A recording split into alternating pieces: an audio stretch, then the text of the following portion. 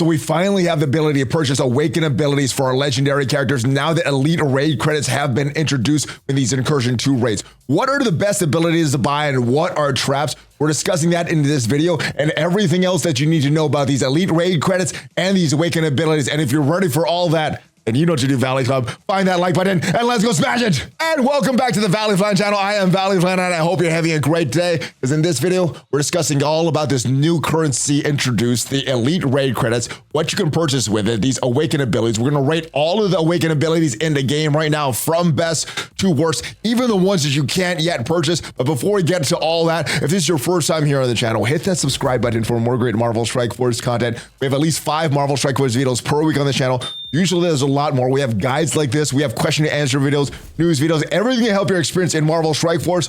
But let's get right into the game and discuss the basics about these elite raid credits and these awakened abilities. So these Incursion Raid 2 was introduced yesterday, and with it, we got some new rewards, and some of the new rewards that we have are these elite raid credits. Now, even on difficulty 1, still not going to be able to get enough for, even if you're doing 100% of difficulty 1 of these Incursion 2 raids, still not going to be enough to get one full awakened ability, or at least any of these awakened ability materials. Because for that, you're not going to just need 2,000, you need 2,400 of these. If we go into the store right now, it's going to take a little while to get some of these, so you do not want to waste your resources on them.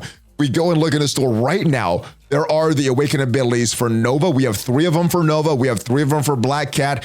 Green Goblin does have 3 of them, but they are currently not purchasable. I'm thinking around this time his second legendary Scourge event comes back is when it'll go into the store. But if we look at these, 2,400 for 5 of these, and each of these characters, it takes 200 of these awakened ability materials to fully equip one ability. So it's very, very rare.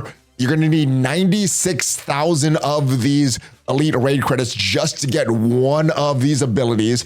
And based on 2,000 a day, and your alliance may be getting more than this, maybe getting less for this, depending on what version of the Incursion raids you're doing. But based on 2,000 a day, it should take you about 48 days to get one ability, which is why I would recommend focusing on one. So we're going to discuss the best and worse. Like I said, we have them for Nova, we have them for Black Cat, we don't have them for Green Goblin, but he should be available sometime before his next legendary comes back, because we're getting the awakened abilities for Black Cat available about a week before her second legendary comes back. So let's look at all of these and I'll give our ratings for these.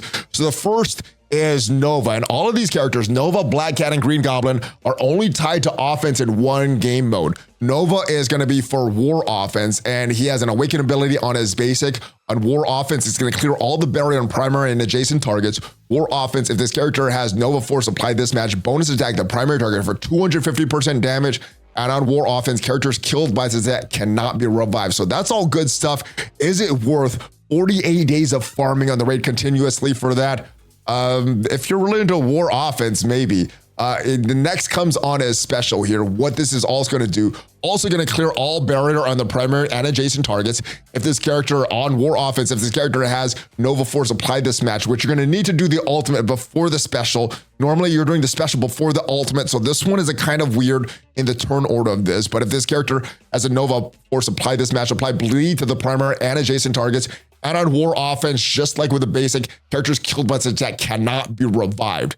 Last but not least is the awakened ability for his passive. This one is mainly in use for a match with a nowhere on defense. So the mirror match, if you're using your nowhere on offense against that nowhere that you see on defense.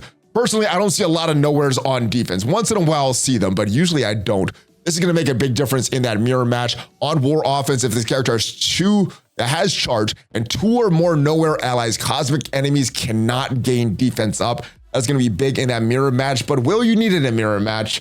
Maybe if you're highly into War Offense. Let's go on and continue with Black Cat's awakened abilities. She has 3 of them as well.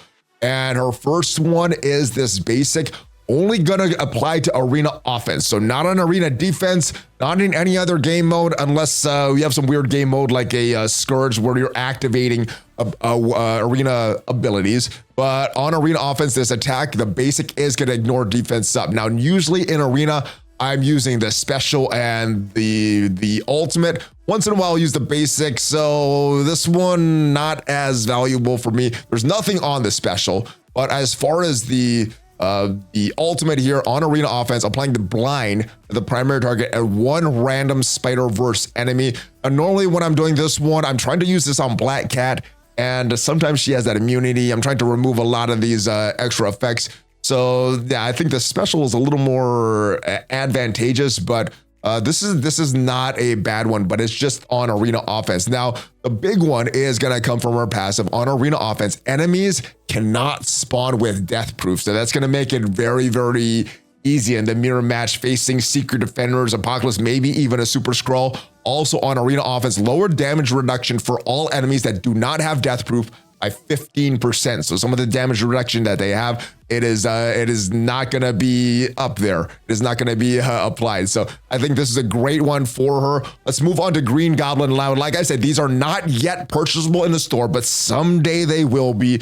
And like I said, I'm suspecting sometime right before his second legendary event. As I'm recording this, his first legendary event is not even over, but let's take a look at his awaken abilities first. And all of Green Goblin's abilities are going to apply only to Crucible offense. So if you're using, for some reason, Superior 6 or the Sinister 6 on defense in Cosmic Crucible, these awaken abilities are going to do nothing. All right, but what this one does on Crucible offense, you're going to gain 10% extra crit chance for each Spider-Verse character that is present. All right, that's good. More crit chance, but it's only going to apply to the basics. So I don't know how highly coveted that one is. This one is going to be a good one. The ultimate, what it's going to do on Crucible offense, gaining 2 charge up to a maximum of 5. But to see what these charges actually do, let's go down to the passive because it does a lot. When this character has charge, lower damage reduction by 15% for all enemies, lower resistance by 200% for all enemies, so more likely to land all of your debuffs. An ability block and vulnerable cannot be applied to self or any Sinister 6 allies. So that is what this does. This is a very, very important move for Green Goblin. More charges, the better. And last but not least is the actual awaken ability for his passive Crucible offense, applying defense up for 2 turns to self and all Superior 6 allies. I'm not sure if this is needed. What I've experienced so far with this team, they lap around their enemies. You may not need this one. The enemies may not even take a turn. All right, but let's start to rate these from best to worst. And like a lot of my ratings, I normally rate these based on game modes. So Arena, Raids, then Crucible, then War. That's how I am rating these. And if you value these game modes a little bit differently than I do, then your ratings may be a little different.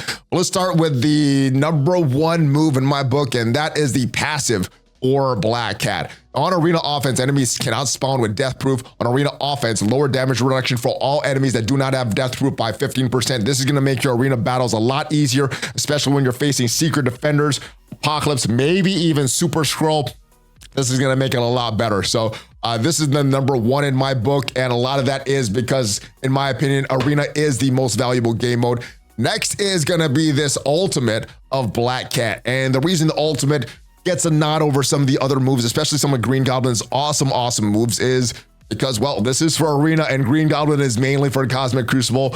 And while he does some big things in Cosmic Crucible, I think having a better arena team is higher on my list of priorities. But moving on to Green Goblin Classic. Now this one, again, not available in the store right now, but should be available sometime down the road. I think the best one that you could do for Green Goblin, obviously you want a T4 to the ultimate, but once you get the T4 in the ultimate, the next best one, third best in my opinion in these ratings, is gaining more charges, and he does all that good stuff with the charge. So that Green Goblin ultimate, very, very important. The passive for Green Goblin is going to be 4th on my list, getting that defense up to help that team. Like I said, they may not take a turn, but in some of these tougher battles, which I fully expect coming up, I think you may want to have that defense up just to protect your team a little better.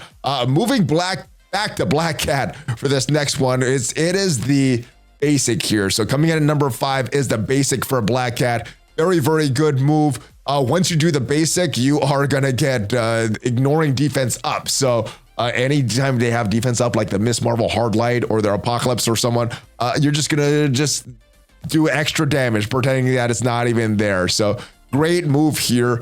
This is the 5th one that I would do. The 6th one I would do would be going back to Green Goblin as well. Like I said, at the time of recording, still not available. And what this does on Crucible Offense, 10% more crit chance for each Spider-Verse character that is present, not just ally, not just enemy, any Spider-Verse character that is present gaining more crit chance. But this is on a basic, and you're probably opening with the ultimate, then the special. So this would probably be your third move if your enemies aren't dead. And then let's go to Nova for the last few picks. And the reason this is lowest on my book is because it's more for war offense, and nowhere they are beating whoever I want them to beat right now. I don't see that mirror match, so the passive doesn't seem as important. I think one of the best moves is this special here, and you may have already gotten some of these awaken ability materials from the Nova trials that running on some of these return of these Nova trials. So even with that said, I would still focus on some of the Black Cat abilities over the Nova abilities, but I think the best one for Nova is this special here. Just gonna apply to war offense, but during barrier on the primary targets, and if you have the Nova Force, you're gonna go bleeds, and characters killed by this attack cannot be revived. Let's move on to the basic. This is number 8 in my book. And if, again, you need to do the Nova Force for this applied, you're going to do extra damage, and characters killed by this attack cannot be revived. I think that's great for certain moves. And last but not least is the passive. Now, this one I think is necessary if you're doing these nowhere mirror matches. Just in my experience, I don't see people place nowhere on defense too much. Normally, I'm seeing them use them for offense. So if you're not facing a nowhere on defense in that mirror match, you may not need this at all. So this is a great one for that mirror match, but it comes in last in my book because of what it actually does. And that is my rating for these awaken abilities, all 9 awaken abilities in the game right now. And just to review: Black Cat passive, Black Cat ultimate, Green Goblin ultimate, Green Goblin ultimate passive, then the Black Cat basic, Green Goblin basic, Nova special, Nova basic, and the passive. That is how I have them rated right now. Let me know if you have any difference of opinion. Is Nova rated a little higher for you?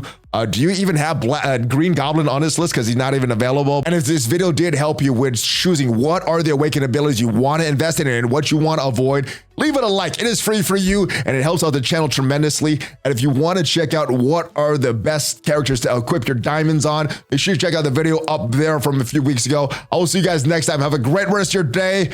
Hulk Fist Bump, ValleyFlyin out.